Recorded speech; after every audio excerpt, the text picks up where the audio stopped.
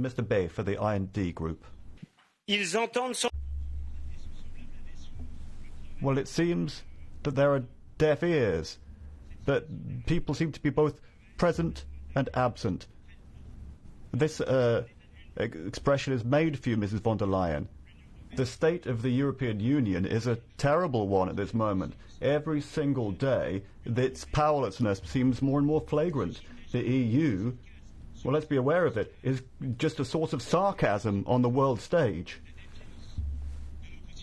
Our citizens distrust the EU and are now exasperated by the EU. A legitimate exasperation, given the lack of coordination in the time of the health crisis.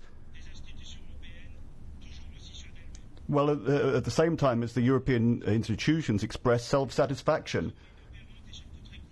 The effort to relaunch growth is temporary and uncertain in its effects, and it's not clear who is going to be paying.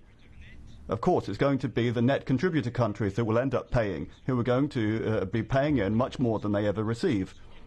Own resources are described as the miracle solution, but in your long speech you didn't mention this. On behalf of our nations, you have taken on an exorbitant amount of debt of 750 billion euros, and who would believe for a moment that a tax on plastics or a tax on carbon would be sufficient to ever repay such a huge debt? You don't have a calendar, you don't have a method, you don't have any kind of guarantee about how this money will ever be reimbursed. You talk about the necessary economic transformation, but you impose constraints, environmental limitations on our companies, which makes us ever less competitive compared to the ferocious competition we see around the world. And of course, Europe has a completely open economy to all comers. We need to protect our market, but that's what you refuse to do. You refuse to do that even during the health crisis, when you were persisting with negotiation of free trade agreements. Rather, we need to be protecting our wealth and our creativity, protecting our jobs, but you're doing absolutely the opposite. You're constraining our players internally, and you're opening to foreign powers. This does not help the independence and prosperity of European future. Rather, it will make Europe ever more fragile on the world stage. What is Europe going to do faced with the migration challenge? We're hotly awaiting your migration pact, but asylum seems to have become a modus operandi for illegal people smugglers. Well, what about returning those people who don't correspond to asylum criteria? That's equivalent in number to the population of Denmark. But it seems that they're just allowed to stay. This is a lax approach. Humanitarian grounds are always used as an excuse for just being ever more lax in implementing our rules. But what we need is firmness, control of the borders upstream, and return of failed asylum seekers downstream. That's what we need to try and stop the trade across the Mediterranean. And what is the European Union going to do faced with China? The health crisis brought out our dependence and weakness compared to these powers.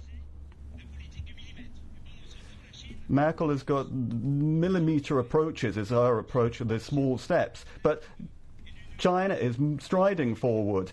They're buying our airports and ports, and Europe is doing nothing. Nothing on investment, nothing on human rights, nothing at all. It seems that the European machine is trying to play politics, and we're trying to get crumbs with geographical indications and things like that.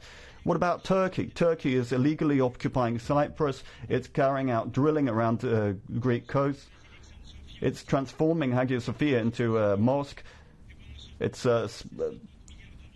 also giving help to the people smugglers, and at the same time it's receiving huge quantities of money from us, let alone customs union, which allows Turkey to import without any restrictions to the European market. Erdogan is blackmailing us, and you're continuing to pay the bill. Madam von der Leyen, you're refusing to say Europe first, but the danger is you'll end up with Europe dead. Our competitors on the world stage are going to profit from our lack of willpower, our lack of capacity to react. With draconian environmental legislations, you are killing our companies. I hope you're aware of this. You want to receive more and more migrants, forgetting the cohesion of our nations and the security of our peoples. You want to give lessons on the rules of law in our member states who are daring to defend civilization. You talk about human rights to China and Turkey, but you forget about human rights in our own member states. George Bernanos once said that the future is something that has to be overcome, but it seems that Europe lacks the will to do that right now.